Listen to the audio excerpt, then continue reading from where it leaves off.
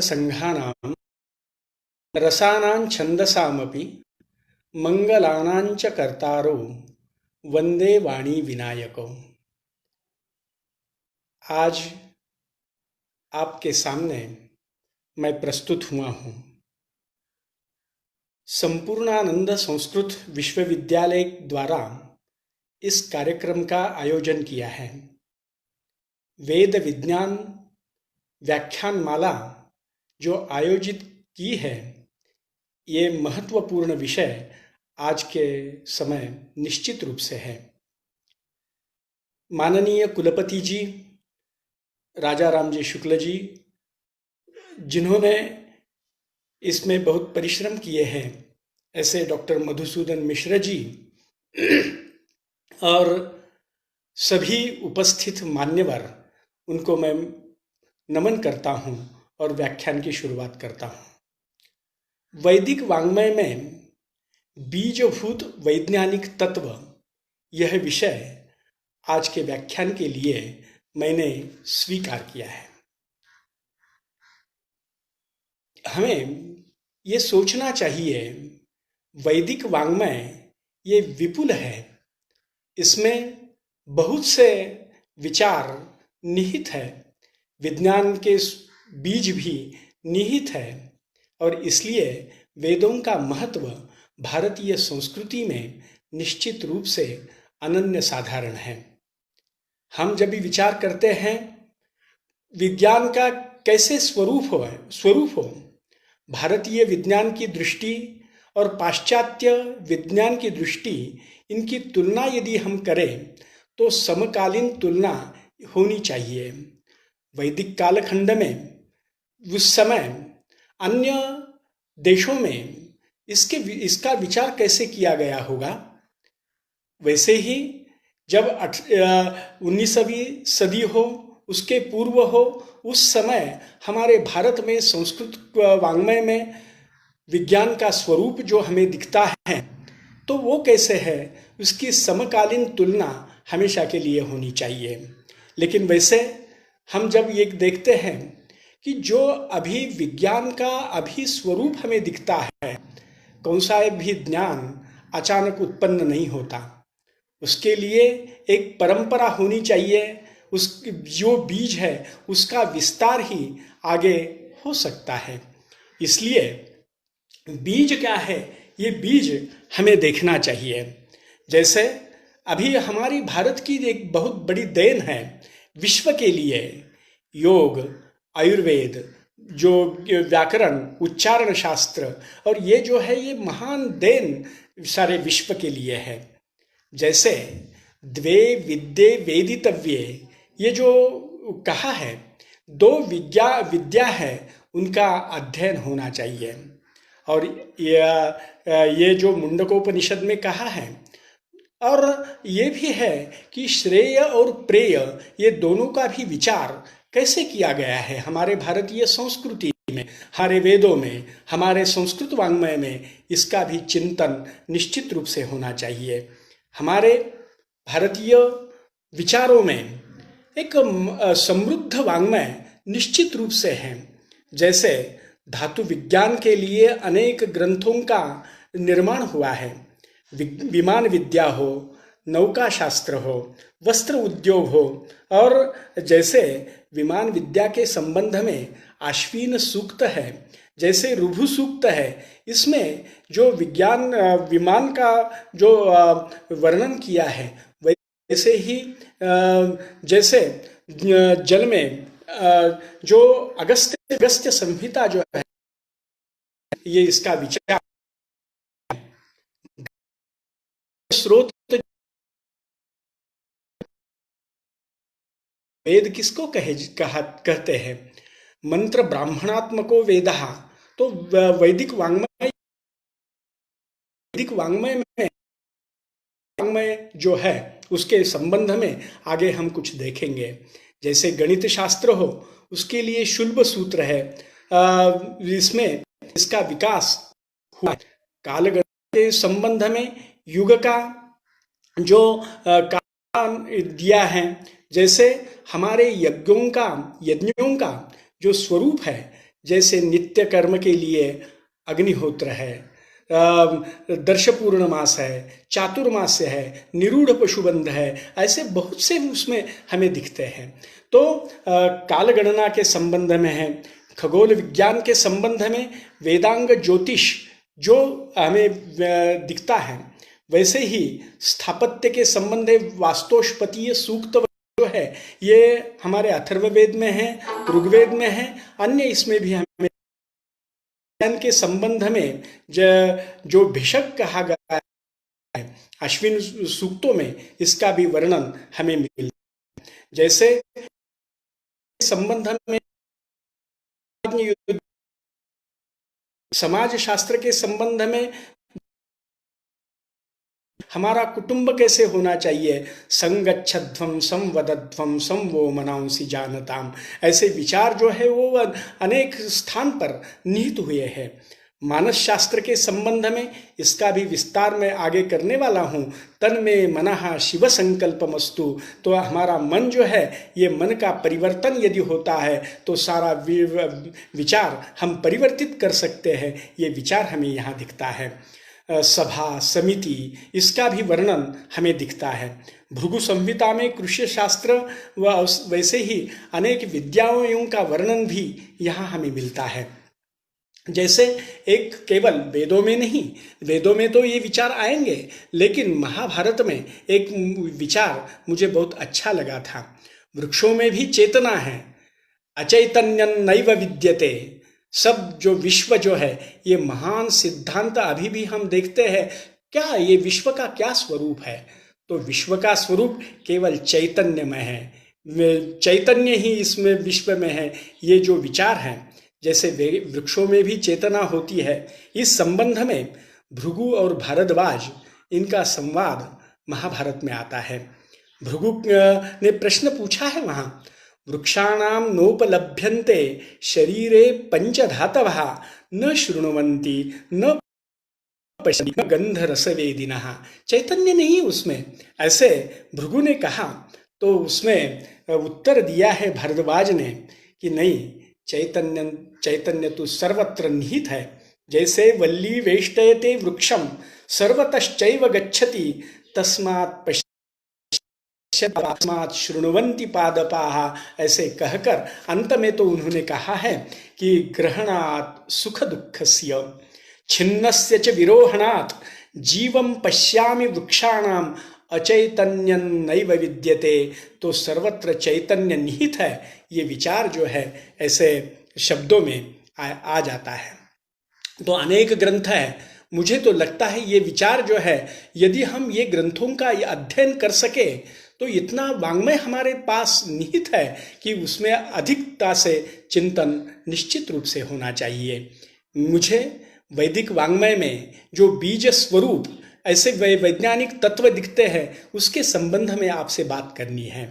तो वैदिक वाङ्मय, जैसे मैंने कहा कि वैदिक वाङ्मय हम देखते हैं तो वैदिक वाङ्मय में संबंध में तो कहा है अनंताः वै वेदाः, अनंत वेद थे, लेकिन उसमें से हमारे जीवन में कितना हम उतार सकते हैं। वेद जो है वो ज्ञान का स्वरूप है, ज्ञान उसमें निहित है, और इसलिए ये जो है अनंताः वै वेदाः।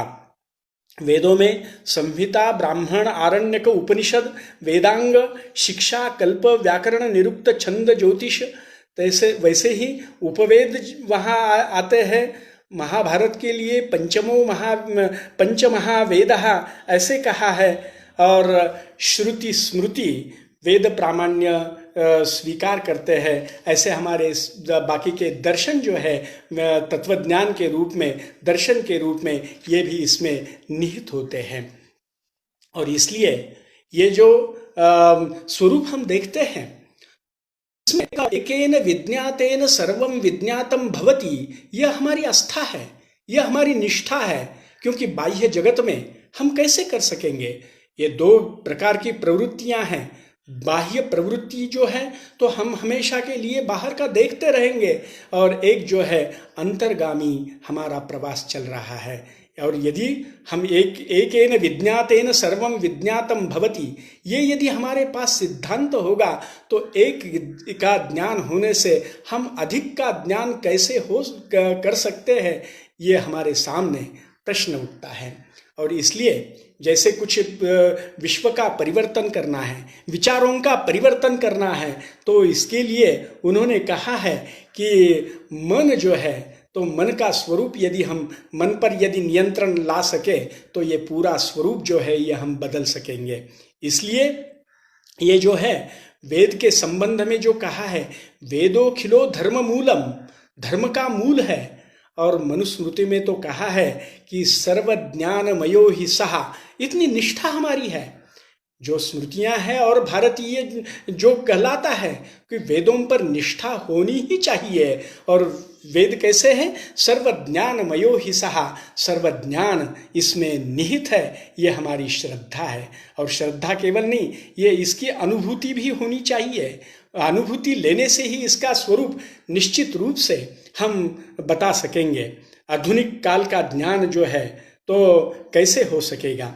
भारतीय संस्कृति में विकास का एक वैचारिक सूत्र हमें मिलता है।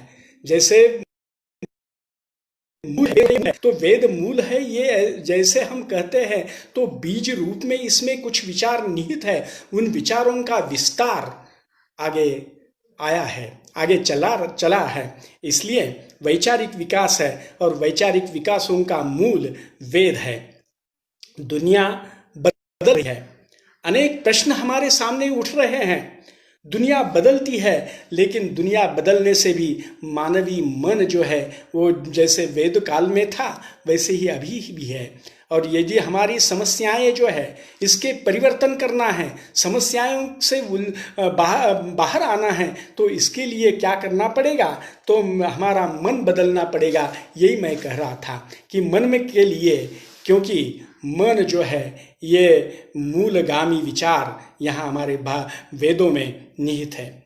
विज्ञान ये शब्द जो है ये व्यापक अर्थ से है, विविध विषयों का ज्ञान होना चाहिए, ये भी है। लेकिन अभी प्रचलित काल में हमें विज्ञान, साइंस इस दृष्टि से जब देखते हैं, फिजिक्स हो, केमिस्ट्री हो, बायोलॉजी हो, ये जो है ये वो सिद्धांत जो है ये हमारे वेदों में कैसे निहित है, ये यदि देखना है तो इनकी तुलना तो अभी नहीं हो सकती, क्योंकि बाद में जो विकास हुआ है। लेकिन ये विचारों के लिए हमें ये देखना चाहिए कि इसका मूल हमारे वैदिक ग्रंथों में कैसे मिलता है। अभी ये देखना चाहिए कि वैदिक परंपरा में शरीर का विकास कैसे हो, क्योंकि हमें जीना है।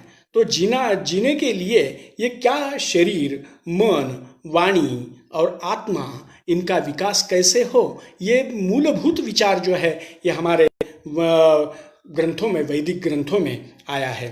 जैसे छांदोग्य उपनिषद में कहा है कि आहार शुद्धो, आहार का भी विचार यहाँ सूक्ष्मता से किया है। मैं तो आपसे बात करता हूँ, जो कुछ विषय हो उसको शास्त्र बना दिया है, पाक शास्त्र बना दिया है। और इसलिए वैसे ही हमारा जो परिवर्तन करना है तो आहार शास्त्र, ये भी आहार कैसे होना चाहिए। तो छांदोग्य उपनिषद सत्व शुद्धि ध्रुवा स्मृति स्मृति लंबे सर्वग्रंथा ग्रंथी नाम विप्रमोक्षः। इसलिए कि हम शुद्ध हो तो ये सब हमारा जीवन जो है वो भी परिवर्तित हो सकता है। और मैंने जैसे पहले भी कहा है कि हमारे वैदिक एक का ज्ञान हो कि उस ज्ञान से हमें बाकी का भी ज्ञान कैसे हो सकता है, ये हमें देखना है। कुछ वैज्ञानिक सिद्धांत जो अभी हम देखते हैं उसका मूल स्रोत वेदों में कैसा दिखता है। जैसे जो मैंने पहले कहा एकेन विज्ञातेन सर्वं विज्ञातम भवति, ये जो वाक्य आया है तो छांदोग्य उपनिषद में तत्वमसि ये जो महावाक्य है इस संबंध में यहाँ कहा गया है। आरुणि उद्दालक उसका पुत्र और श्वेतकेतु उद्दालक का पुत्र जो है उनकी कथा जो आई है, तो कथा के संबंध में क्योंकि हम कुछ बाह्य ज्ञान लेते हैं तो उससे अहंकार आ जाता है और अहंकार आने से हमारा विकास वहीं रुक जाता है। और यह अहंकार न आए इसलिए वहाँ आरुणि ने पूछा कि यथा सौम्य एकेन विज्ञातेन सर्वं विज्ञातम भवति, ये कौन सा तत्व है। उसके संबंध में बाकी शैक्षणिक क्षेत्र में इसका कैसा उपयोग हो ये अन्य विषय है, लेकिन इसमें अंत में उनको कहा है कि ये उनको देना है, ये विचार देना है। तो इसलिए उन्होंने कहा, ये आरुणि ने कहा निग्रोध फलम आहर, ये लेके आया श्वेतकेतु। इदम भगवः इति भिन्धि, वो फोड़ने से क्या दिखता है, भिन्नम किमत्र पश्यसि, क्या दिखता है इसमें। तो श्वेतकेतु ने कहा अनिव्यहा इमाहा धानाहा, कण है उसमें, तो कण देखते हुए उसको भी यदि हम उसका भेद करते हैं तो आसाम एकाम भिन्धि किमत्र पश्यसि, क्या दिखता है इसमें। तो न किंचन भगवः इति, जो अव्यक्त है। ये कितना सिद्धांत देखिए कण के रूप में जो आधुनिक विज्ञान के संबंध में भी कैसे दिखता है हमें कि जिसमें कुछ भी नहीं दिखता, अव्यक्त है। लेकिन उस समय आरुणि ने कहा जो दिखता नहीं उसमें ही ये सब समाविष्ट है। महान न्यग्रोधस्तिष्ठति, जो अव्यक्त है तो अव्यक्त में ही ये महान वटवृक्ष समाविष्ट है। ये सिद्धांत जो है ये बहुत महत्वपूर्ण लगता है। जैसे नासदीय सूक्त में भी हमें ये दिखता है कि नासदीय सूक्त में विश्व की निर्मिति कैसी हुई होगी, इसके संबंध में चिंतन आया है। लेकिन वो चिंतन जो है, वो चिंतन हम जब देखते हैं तो वो चिंतन आधुनिक काल के संबंध में उसका विचार निश्चित रूप से होना चाहिए। जो अव्यक्त है, अव्यक्त में ये पूरा विश्व भरा हुआ है और ये अभी हमें ये अव्यक्त है ये स्वरूप यदि हम जान जाते हैं पूरा इसमें हम स्वरूप उसका ज्ञान हमें हो सकता है। बाह्य प्रवास कितना हम कर सकेंगे।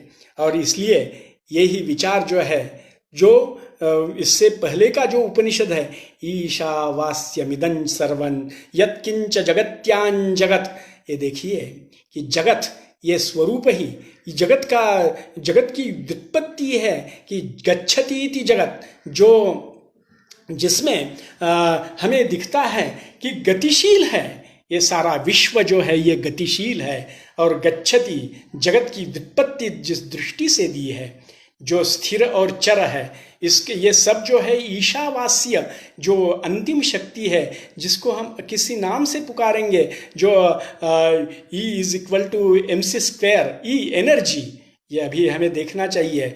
मैं तो ये कहता हूँ केवल जो अनुभव आता है, क्यों जो हम सोचते हैं उसके संबंध में ये कह रहा हूँ। लेकिन जब निश्चित रूप से वैज्ञानिक लोग यहाँ आएंगे और दोनों की यदि चर्चा हो जाएगी तो इसका जो स्वरूप है, तो एक बीज रूप में तो हम इसको देख सकते हैं कि इसका पूरा स्वरूप जो है ईशावास्य है। ये अभी हमें देखना है।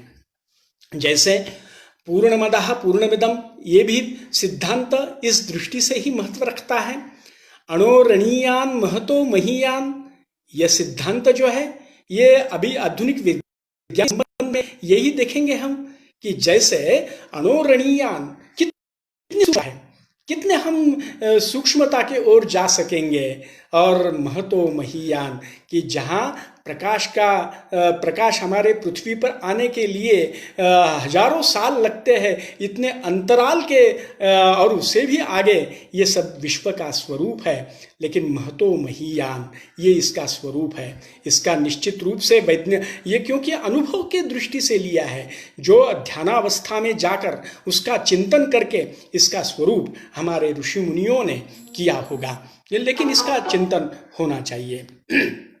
वैदिक वाङ्मय में अभी वैसे ही जो एक ऐतरेय उपनिषद में ही सूक्ष्मता से स्थूल की ओर, सूक्ष्मता से स्थूलता की ओर ये सृष्टि की निर्मिति हुई है, इसके संबंध में जैसे तस्माद् वा एतस्माद् आत्मनः आकाशः सम्भूतः आकाशाद् वायुः वायोः अग्निः अग्नेः आपः अद्भ्यः पृथिवी पृथिव्याः ओषधयः, ऐसे कहा है कि जो एक अंतिम तत्व था, अंतिम तत्व के चिंतन से फिर बाद में आकाश की निर्मिति हुई। आकाश और सूक्ष्मता की ओर से स्थूलता की ओर, जैसे ये प्रश्न जो यहाँ भृगु और वारुणी इनका जो संवाद है, यहाँ प्रश्न उन्होंने पूछा था, यतो वा इमानि भूतानि जायन्ते येन जातानि जीवन्ति अभिसंविशन्ति तद ब्रह्म, ब्रह्म के संबंध में जो कहा है। तो ये स्थूलता के ओर जो दिखता है, तो यही हमारा सिद्धांत यहाँ कुछ बीज रूप में हमें यहाँ दिखता है। जैसे एक इंद्र सूक्त है, स जना स इंद्रः, इसमें भी बहुत से विचार जहाँ आए हैं, उनका संबंध क्या होगा विज्ञान के दृष्टि से, ये हमें सूक्ष्मता से देखना चाहिए। जैसे इंद्र सूक्त में कहा है, यहा पृथ्वीं व्यथमानां यहा पर्वतान प्रकुपितान अरमणात्।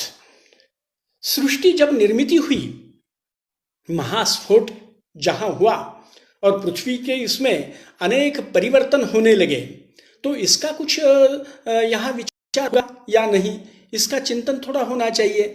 क्योंकि यहाँ जो कहा है कि पृथ्वी व्यथमानाम अद्रुमहत, व्यथमानाम प्रकुपितान, ये जो व्यथा और कोप, ये जो है अभी आधुनिक संस्कृत में इसमें मानसिक क्रिया से संबंधित किया है, लेकिन वेदों में इनका संबंध जो है शारीरिक संबंध दिखाया है। यहाँ कंप होता है और व्यथमानान, कंपित है पृथ्वी, और वैसे ही प्रकुपितान पर्वतान, पर्वत जो है वो भी प्रकुपित है, कंपित है, उनको जिन्होंने स्थिर किया, ऐसे इंद्र का वर्णन यहाँ हमें मिलता है। यहाँ पृथ्वीं व्यथमानाम अद्रुमहत, उनको स्थिर किया, दृढ़ किया, और वैसे ही यहाँ पर्वतान प्रकुपितान अरमणात्, तर ऐसे स्वैर संचार करने वाले जो पर्वत राई थी उसको स्थिर किया। ये जो वर्णन मिलता है, जहाँ पृथ्वी का स्थिरीकरण हुआ नहीं है, जहाँ के अभी के जैसे वैसे ही पृथ्वी के पृष्ठक भाग पर प्रारंभ में हलचल हुई और अभी भी हलचल चल रही है, लेकिन कुछ हद तक ये स्थिर रूप में हमें मिलता है।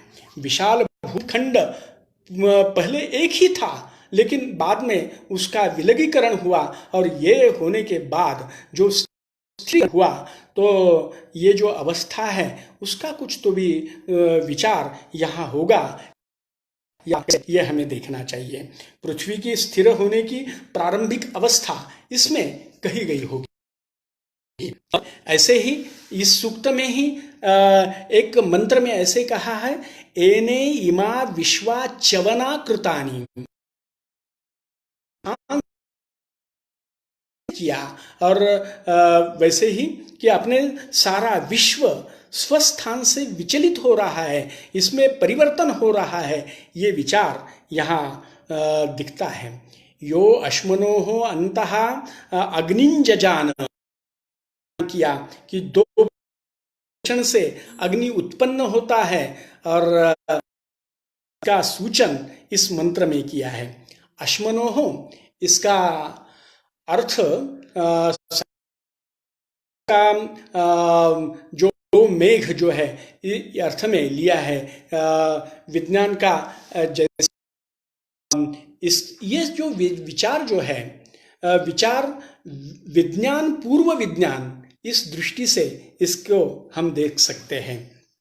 अभी सूर्य का जो महत्व हमारे जीवन में है, इस महत्व के कारण ही सूर्यः आत्मा जगतः तस्थुश्च और एनेमा विश्वा भुवनानि तस्थु तथा क्षत्रम बलम ओजश्च जातम।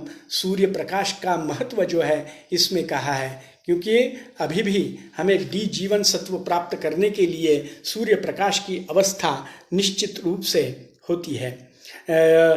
ऋग्वेद के इस सूक्त में ही तरणिर विश्वदर्शतो ज्योतिष्कृत असि सूर्य विश्वम आभासी रोचनम, तो उसके सूर्य का महत्व इसमें दिया है।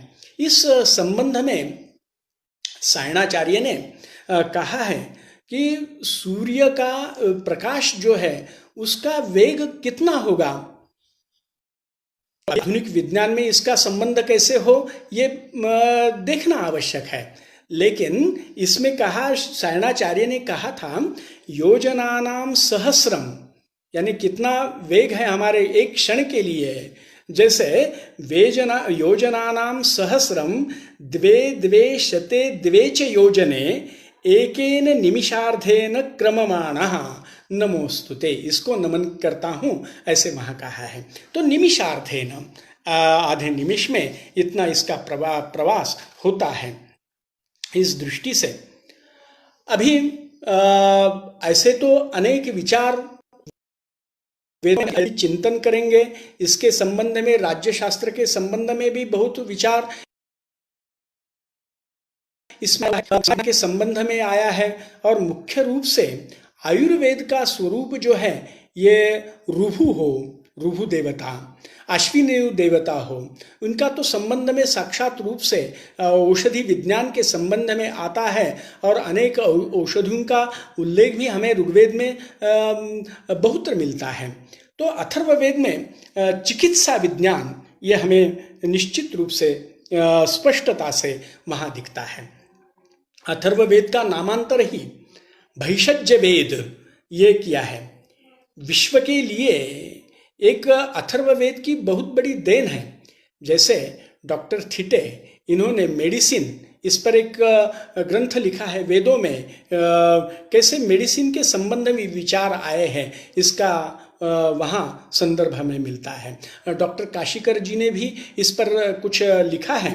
तो विश्व के लिए भैषज्य केवल वनस्पति अर्थ से ही ये सीमित नहीं है। ये अर्थ भैषज्य तो औषधि उसका सूक्ष्म अभ्यास, औषधियों का उसका रंग कैसे हो, उसका स्वरूप कैसे हो, गुण कैसे हो, आकार कैसे हो, इनका कैसा है, ये सब वर्णन हमें अथर्ववेद में मिलता है।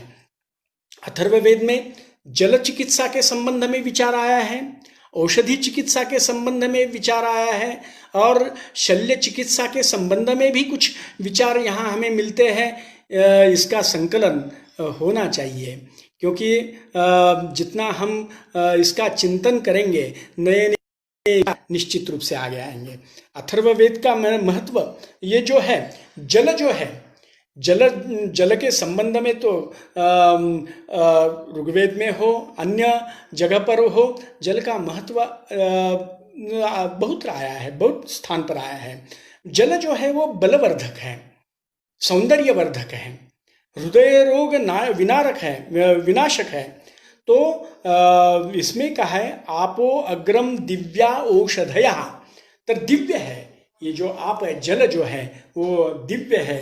और इसलिए इसमें रक्तस्राव अथर्ववेद का यदि चिंतन करेंगे तो एक स्वतंत्र विषय भी बनेगा ये, लेकिन केवल कुछ अंश उसमें आपके सामने रख रहा हूँ। रक्तस्राव रुकने के लिए पाटा वनस्पति का उल्लेख अथर्ववेद में मिलता है। पाटा मिंद्रो व्यश्नादसुरेभ्यः स्तरीतवे, और इसलिए ही हमें चिकित्सा विज्ञान का बीज हमें अथर्ववेद में मिलता है, ऐसे हम कह सकेंगे। और एक मुख्य रूप से हमें मनोकायिक चिकित्सा इस दृष्टि से भी मंत्रों के प्रति देखना चाहिए। जैसे मंत्र चिकित्सा है। मन का स्वरूप यदि हमें बदलना है तो ऐसे कुछ मंत्र यहाँ हमें मिलते हैं, अथर्ववेद में हो, ऋग्वेद में हो, क्योंकि मंत्र शास्त्र जो है ये भी एक निश्चित अलग रूप से हमें देखना चाहिए। तो अथर्ववेद ने वेद में मनोकायिक चिकित्सा, जैसे यहाँ रोग निवारक सूक्त अथर्ववेद में मिलता है, तो उसमें मंत्र आया है, अयम में हस्तो भगवान, हस्त के संबंध, हस्त स्पर्श से मैं रोग का निवारण कर रहा हूँ, ऐसे ऋषि वहाँ कहते हैं। तो अयम में हस्तो भगवान सामर्थ्यशाली है, अयम में भगवत्तरः, हस्ताभ्याम दशशाखाभ्याम जिह्वा वाचा पुरोगवी त्वाम अभिमृषामसी, स्पर्श करता हूँ, और ये दशशाखाभ्याम हमारी उंगलियां जो है तो उनके साथ मैं आपको स्पर्श करता हूँ, और स्पर्श करने से ये जो आपके जो व्याधियाँ हैं तो नष्ट हो जाएगी, ऐसी भावना उसमें रखी है। स्पर्श करने से निवारण होता है, हस्त स्पर्श द्वारा रोग निवारण, यह संकल्पना हमें यहाँ दिखती है। जैसे ऊर्जा स्रोत बीमार आदमी के ओर जाता है, क्योंकि हम स्पर्श करते हैं, इसके कारण ही एक ऊर्जा जो है, ऊर्जा उसके ओर प्रवाहित हो रही है, ऊर्जा का स्रोत बीमार आदमी के ओर जाता है। इच्छा शक्ति के द्वारा शारीरिक मानसिक सामर्थ्य के द्वारा रोग निवारण, यह विश्वास ये इस सूक्त में हमें मिलता है। बीमार लोगों का मानसिक सामर्थ्य बढ़ाने के लिए इसका महत्व निश्चित रूप से हमें मानना पड़ेगा। यदि हम उस अवस्था में जाएंगे, भावना तो मंत्र सुनकर भी हमें कुछ तो भी आह्लाद का, हम आनंद की अनुभूति हमें निश्चित रूप से आएगी। तो ये विचार जो है, ये विचार भी हमें मानसिक दृष्टया सशक्त होने के लिए इसकी आवश्यकता है। मनस सामर्थ्य बढ़ाने के लिए मनोकायिक चिकित्सा जो है, एक अलग मंत्र है पैप्पलाद संहिता, उसमें पैप्पलाद संहिता में आया है, सम्मा सिंचन्तु मरुतः संपूषा संबृहस्पतिः सम्मायमग्निः सिंचतु प्रजया धनेन च दीर्घमायुः कृणोतु माम, दीर्घमायुः कृणोतु माम, माम दीर्घम आयुः करोतु कृणोतु। देवता, इस सूक्त में तो अनेक देवताओं का उल्लेख आया है। देवता हो, ऋषि हो, गंधर्व, वनस्पति, नदी, समुद्र, इनके और दीर्घायुष्य की प्रार्थना इसमें की है। तो अथर्ववेद में मंत्रों के द्वारा ये स्वरूप हमें अधिकता से वहाँ प्राप्त होता है और स्पष्ट रूप से वहाँ प्राप्त होता है। जब भी जो हम अवस्था हमारी जो कठिन होती है, तो उसमें कुछ शक्तियाँ अदृश्य रूप से आती है।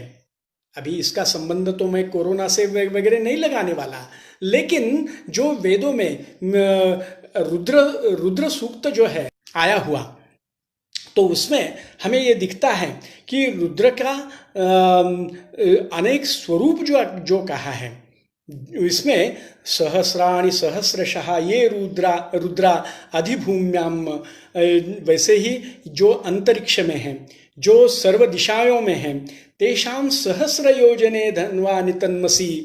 तो ऐसे कहा है कि ऐसे हजारों रुद्र है, जो दुष्ट शक्तियां हो, जो हमें प्रहार करने वाली हो, तो उनको हम विधन्वान, जो उनका धनुष्य है उसकी प्रत्यंचा जो है, प्रत्यंचा विरहित मैं उनको करने वाला हूँ।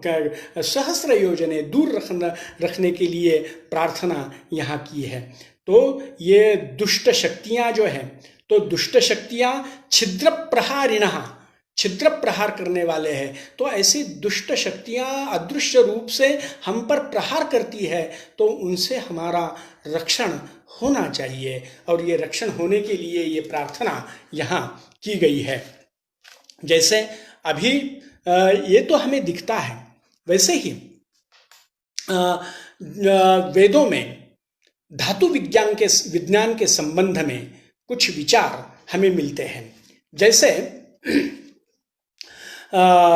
यही चमकाध्याय जिसे कहते हैं, तो चमकाध्याय में आया है, अश्माच में मृत्तिकाच में गिरयश्च में पर्वताश्च में सिकताश्च में वनस्पतयश्च में मुझे प्राप्त होना चाहिए।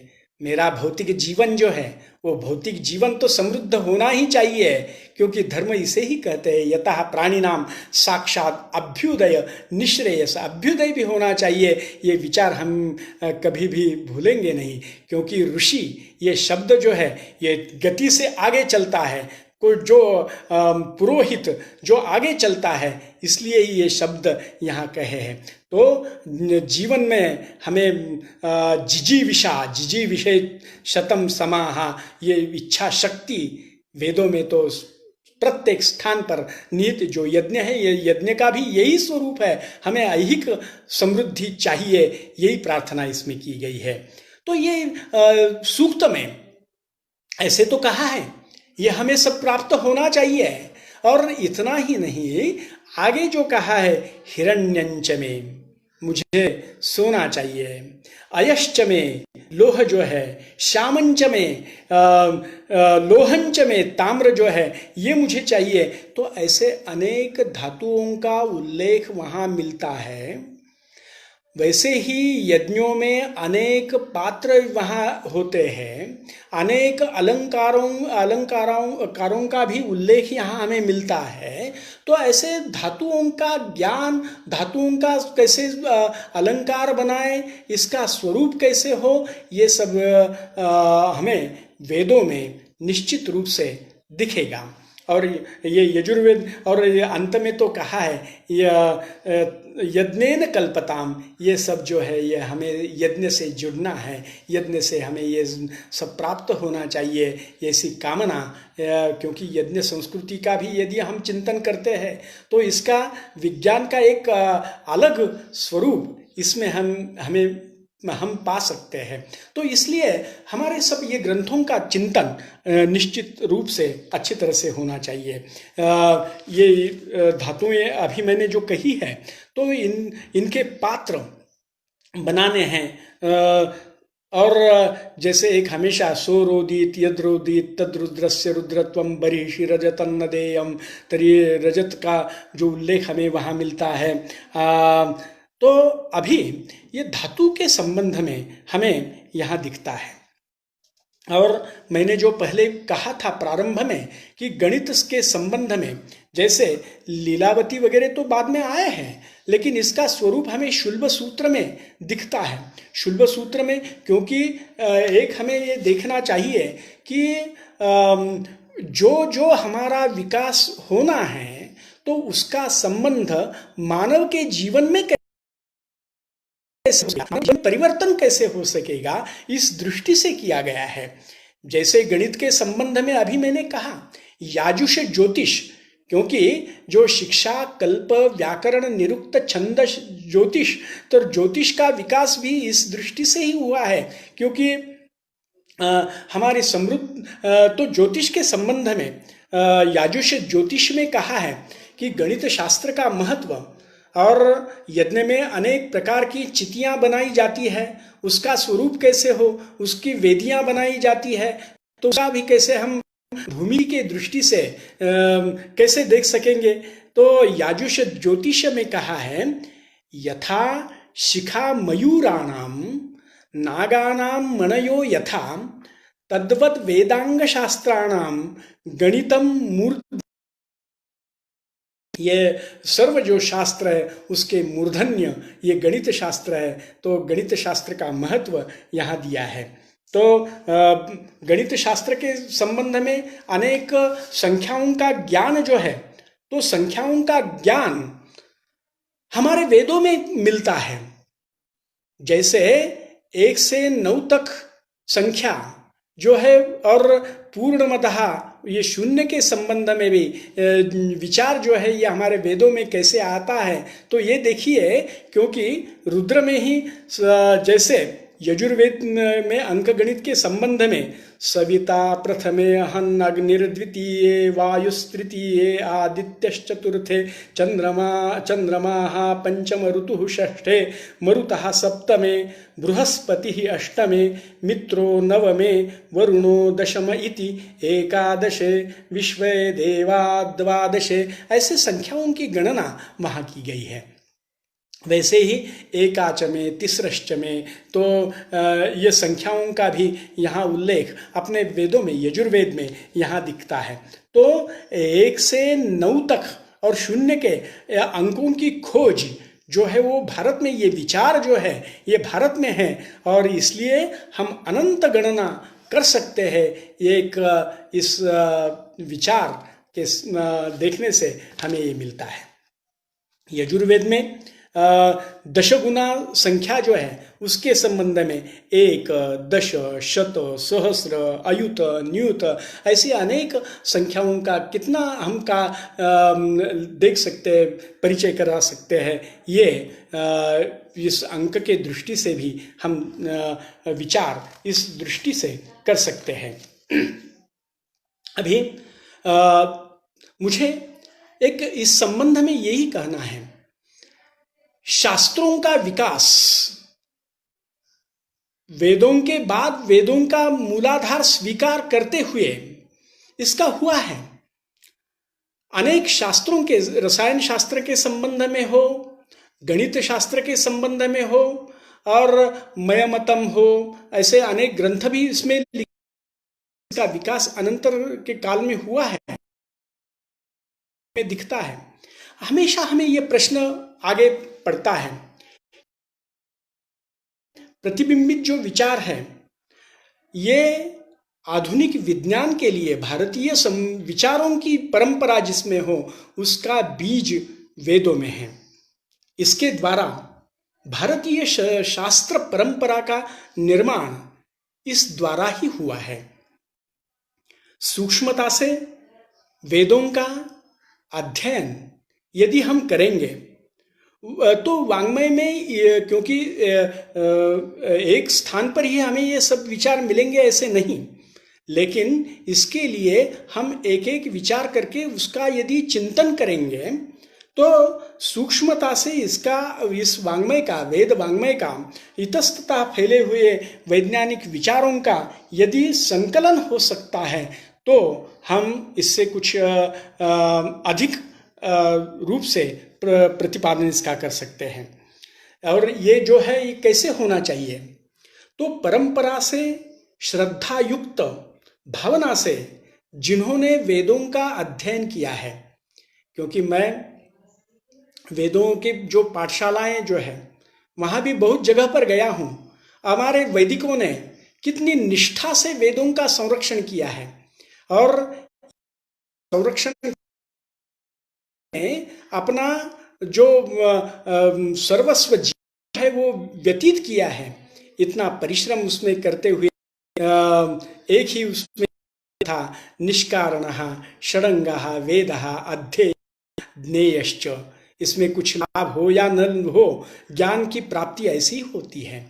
और उसका चिंतन उन्होंने किया, उस चिंतन के द्वारा कुछ उनको जो अनुभव आए तो उनका अनुभव का आपके रखना ये वेदों के मंत्रों में हमें दिखता है। तो जो श्रद्धायुक्त अंतःकरण से जिन्होंने अध्ययन किया है उनके द्वारा, और उनके साथ यदि आधुनिक विज्ञान की दृष्टि रखने वाले लोग यहाँ आएंगे, मुझे बहुत अच्छा लगता है। संस्कृत भारती द्वारा प्राइड ऑफ इंडिया ये जो किताब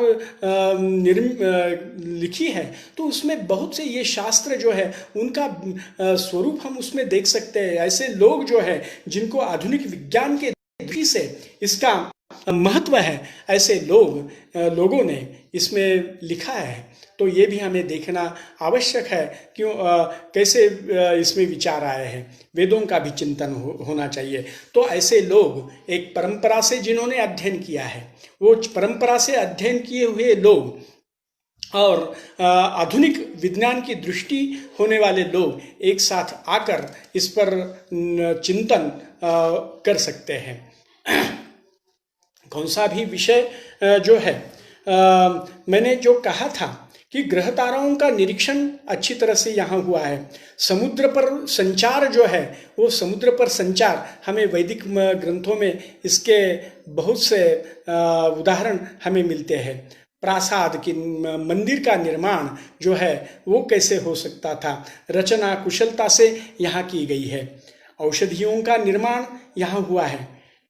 और शल्य चिकित्सा के संबंध में बहुत सा आपको मैंने यहाँ कहा है। एक हमेशा ये प्रश्न उठता है कि इतना हम विज्ञान के संबंध में भी समृद्ध थे, तो इसकी परंपरा कहाँ लुप्त हुई, क्यों हुई, उसका कारण क्या होगा, इसका हमें निश्चित रूप से करना चाहिए। जैसे अनेक भारत भूमि जो मैं मानता हूं, तो कारण ये भी हो सकते हैं। भारत भूमि आक्रांत हुई, जो अंग्रेजों ने तो किया, क्योंकि हमारे मन में अश्रद्धा जो है वो उत्पन्न हुई और हमारी जो परंपरा है वो खंडित हुई। और उसी तरह एक जो आक्रांत थे अलग जो लोग, तो परकियों ने आक्रमण किया, उसमें अनेक ग्रंथों को नष्ट कर दिया। तो जैसे एक मैंने जो पहले कहा अनंताहा वै वेदाहा, इसके संबंध में एक कथा आती है। तो भारद्वाज मुनि ने 3 जन्म तक, यानी 300 साल तक 3 जन्म उन्होंने लिए और वेदों का अध्ययन किया।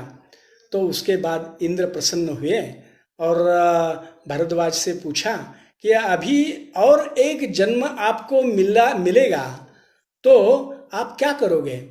तो उसी समय उन्होंने कहा, मैं फिर वेदों का अध्ययन करूंगा, क्योंकि वेदों का अध्ययन जो है, सामने पर्वत के जैसी राशियां पड़ी है, इतना ज्ञान वेदों का है और उसमें से केवल कुछ कण मैं अभी तक पा सका हूं।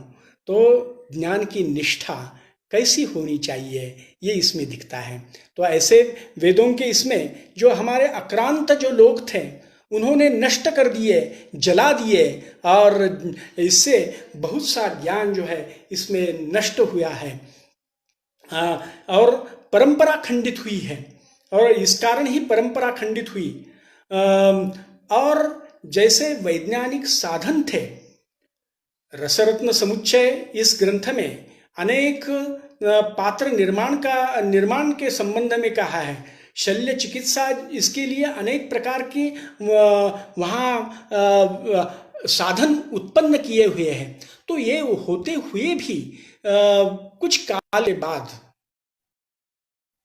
हमारी नहीं रही और ये भी नष्ट प्राय हो गए। इसलिए हम ये उसका चिंतन, हम कौन थे, क्या हो गए और क्या होंगे, अभी हम कैसा हमारा स्वरूप था, लेकिन अभी कैसे हुआ, इसकी दृष्टि से देखना चाहिए।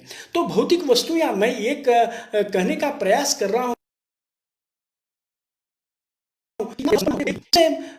क्यों ऐसी अवस्था हमारी क्यों हो गई? तो भौतिक वस्तुएं नष्ट हुई, ग्रंथ संपदा जो है वो जला दी गई, विद्यापीठों का विनाश हुआ, अध्ययन परंपरा खंडित हुई, परंपरा पर अश्रद्धा निर्माण हुई, क्योंकि हम भूल गए हमारा स्वरूप क्या था।